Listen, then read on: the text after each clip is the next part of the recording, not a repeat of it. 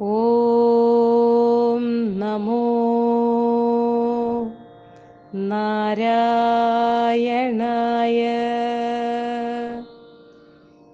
ഏവം താവത് പ്രാകൃത പ്രക്ഷയാന്തേ ബ്രാഹ്മേ കൽപേ ഹ്യാദിമേ ലബ്ധജന്മാ ബ്രഹ്മാ ഭൂയസ്ത്വത്വയേവാപ്യവേദാത് സൃഷ്ടിം ചക്രേ പൂർവകൽപോപമാനാം.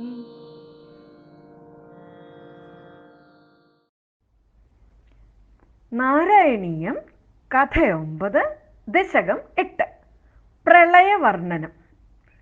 കഴിഞ്ഞ കഥയിൽ നമ്മൾ കേട്ടു, ബ്രഹ്മദേവൻ തപസ് ചെയ്ത് സൃഷ്ടി നടത്തുവാനുള്ള ജ്ഞാനം വിഷ്ണു ഭഗവാനിൽ നിന്ന് കരസ്ഥമാക്കി അല്ലേ? അങ്ങനെ സർവചരാചരങ്ങളെയും സൃഷ്ടിക്കുവാനും തുടങ്ങി. നിങ്ങൾക്കറിയോ ഈ ബ്രഹ്മദേവന്റെ ഒരു പകൽ എന്ന് പറയുന്നത് എത്രയാണെന്ന്? 1000 ചതുർയുഗമാണ്.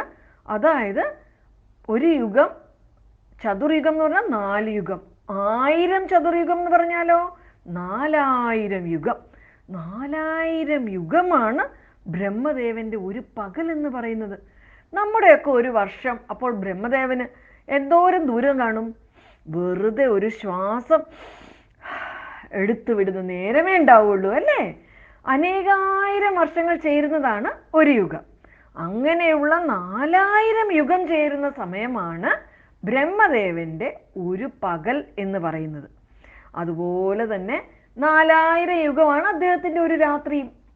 ബ്രഹ്മദേവൻ ഓരോ പകലും രാത്രിയും കഴിയുമ്പോൾ എന്ത് ചെയ്യുമെന്നോ, അദ്ദേഹം സുഖമായി കിടന്നുറങ്ങും.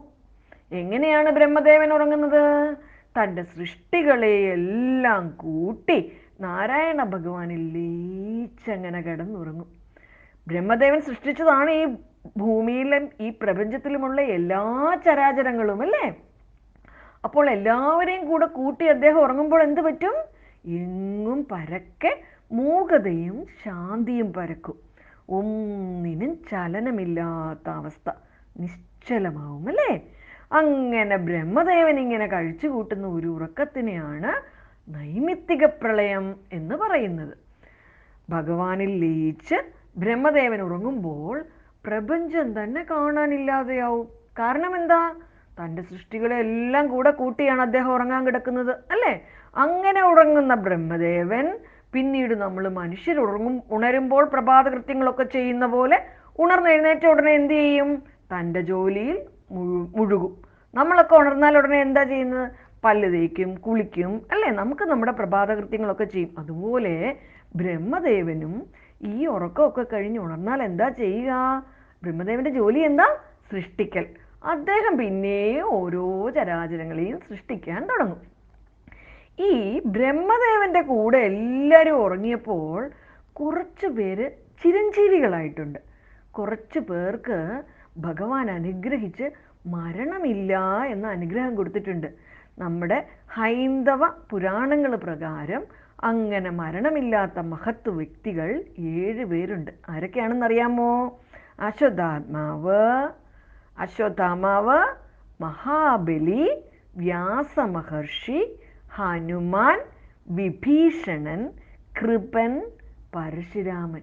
ഇവർക്കൊന്നും മരണമില്ല. ഇവരെല്ലാം മരണമില്ലാത്തവരാണ്. അങ്ങനെയുള്ള അനുഗ്രഹമൊക്കെ ഓരോ സമയം ഓരോ ദേവന്മാരുടെ കയ്യിൽ നിന്ന് വാങ്ങിച്ചവരാണ്. അപ്പൊ ഇവര് മാത്രം ഒരു ഉറക്കം ഉണർന്ന പോലെയായി ബ്രഹ്മാവിന്റെ കൂടെ ഉറങ്ങിയിട്ടുണരുക. ബ്രഹ്മാവിന്റെ കൂടെ തന്നെ ഉണർന്നു വരും അല്ലേ? അവർക്ക് കഴിഞ്ഞ കാലത്തെക്കുറിച്ചും എല്ലാം നല്ല ഓർമ്മയുണ്ടാവും. എന്നാൽ ബാക്കിയുള്ള ചരാചരങ്ങളൊക്കെയോ ബ്രഹ്മാവിന്റെ കൂടെ ഭഗവാനിൽ ലയിച്ചു ചേർന്നിട്ട് ഉണർന്നാൽ ഒന്നും അറിയില്ല, അവർ ഉണരുകയുമില്ല. ബ്രഹ്മദേവൻ പിന്നെ ഒന്നേന്ന് ഓരോന്നും സൃഷ്ടിച്ചു തുടങ്ങും. ഇങ്ങനെ ഓരോ പകലും രാത്രിയും കഴിയുമ്പോൾ പ്രളയം ഉണ്ടാകുന്നു. ആരുടെ പകലും രാത്രിയും കഴിയുമ്പോൾ? ബ്രഹ്മദേവന്റെ ഓരോ പകലും രാത്രിയും കഴിയുമ്പോൾ പ്രളയമുണ്ടാകുന്നു. അപ്പോ ഈ നാരായണ ഭഗവാൻ എന്താ ചെയ്യുക? സർവവും തന്നിൽ ലയിച്ച് പ്രപഞ്ചമെല്ലാം തൻ്റെ ഉള്ളിൽ ലയിച്ച് ബ്രഹ്മാവും ഒന്നിച്ച് ഉറങ്ങുന്ന ആ സമയത്ത് നാരായണ ഭഗവാൻ ഇങ്ങനെ നോക്കുമ്പോൾ പ്രപഞ്ചം മുഴുവൻ വെള്ളം വന്ന് നിറയും. പ്രളയം എന്ന് പറഞ്ഞാൽ എന്താ? ജലം വന്നങ്ങ് നിറയും അല്ലേ?